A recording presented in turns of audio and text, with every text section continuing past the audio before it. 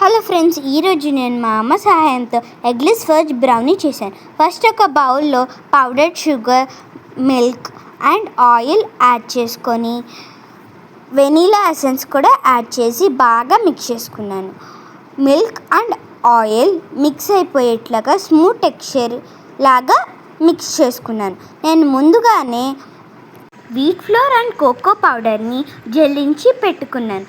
ఆ జల్లించిన wheat flour and cocoa powder మనం మిక్స్ చేసుకున్న టెక్స్చర్లో కలిపి ఇంకా బేకింగ్ పౌడర్ని కూడా మిక్స్ చేసుకొని బాగా స్మూత్ బ్యాటర్ వచ్చేంత వరకు కలుపుకోవాలి.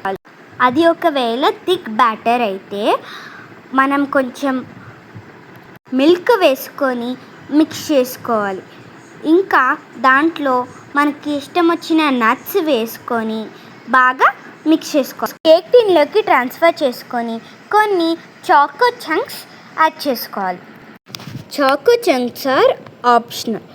ఒక ప్యాన్లో 1.5 కప్ సాల్ట్ వేసుకొని ఇంకా ఒక స్టాండ్ పెట్టుకొని 15 minutes ప్రీహీట్ చేసుకోవాలి.